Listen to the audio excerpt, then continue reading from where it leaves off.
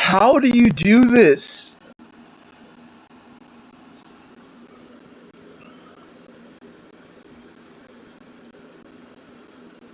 Imagine turning on a light in a room. For those that are close,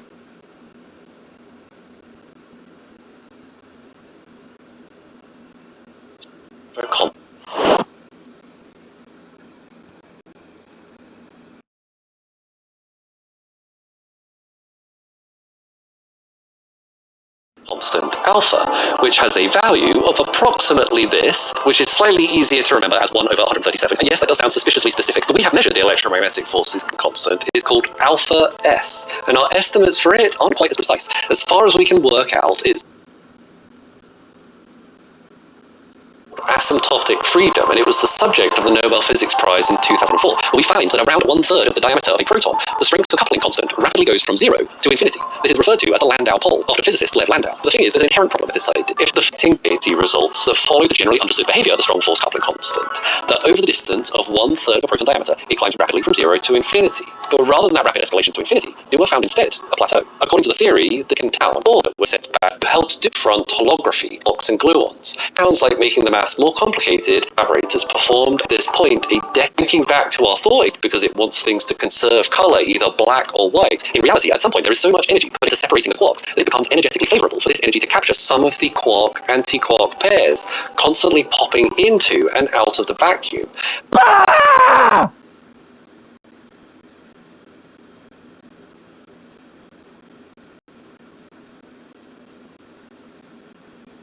This isn't the nature of his study. It's just, ooh, infinite force. Because you can pull apart quarks and it takes a lot of force to do so.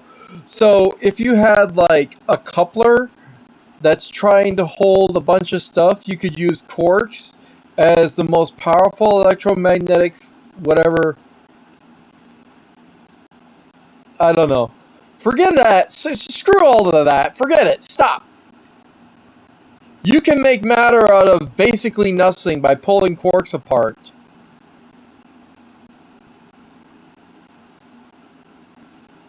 This isn't the first time I've seen this phenomenon be described.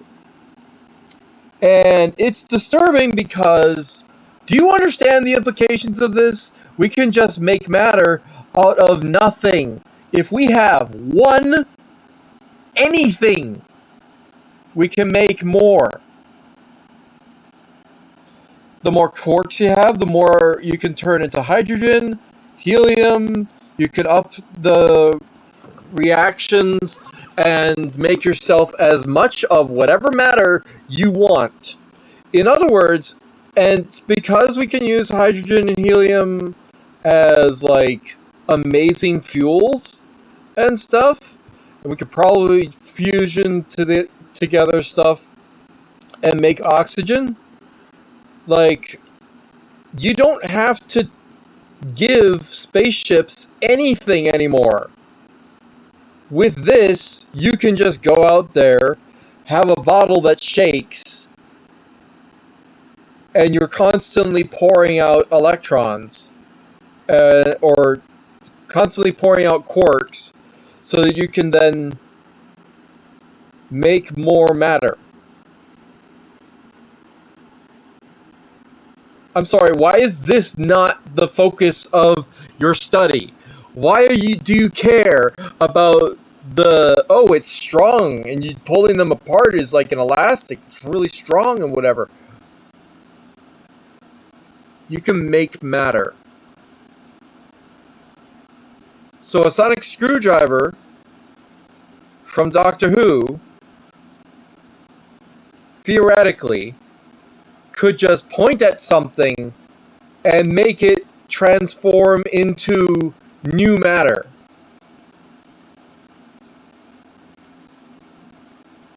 If you do it right, a sonic screwdriver is fusion power. Not only that, sonic screwdriver is actually real, which is also insane. Like, that's actual technology we can use now. We already are using sonic waves to hold neutrons together, as well as, drops of water and stuff. with the right frequency of sound, you can hold pretty much anything up to a certain size, which is really great for physicists. But you're not talking about that. You're just talking about, oh, we have now these quarks and we want to do something.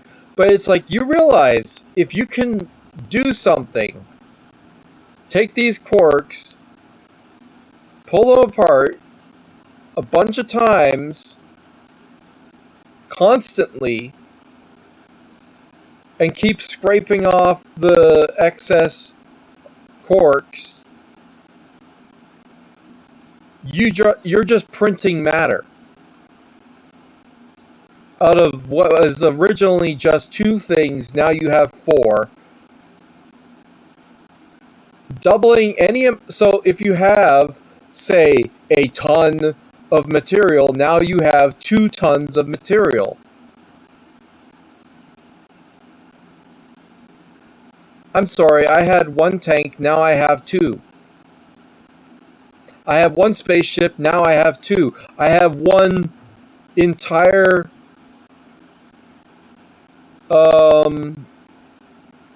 Dyson sphere, now I have 2.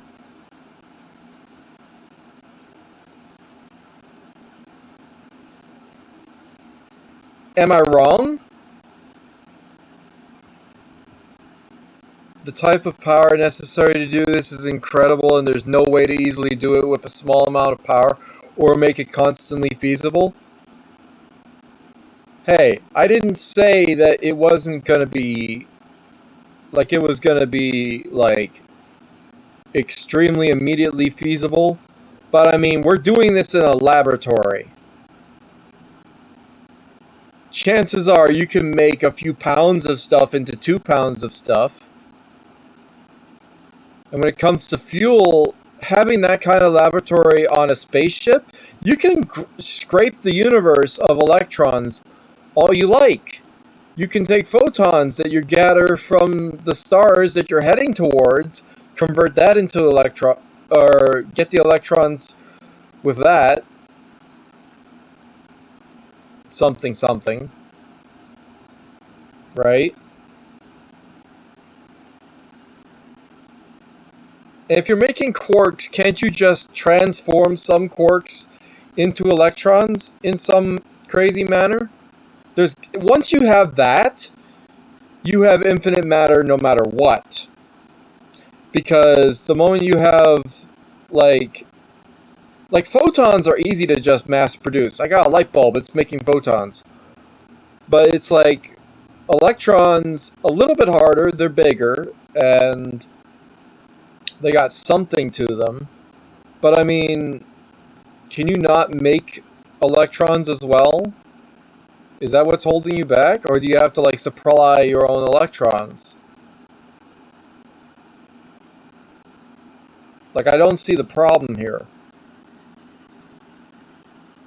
Like, the moment you start making a lot of quarks, you can make protons. You can do some kind of conversion to turn a proton into an electron, or a quark into an electron. Maybe.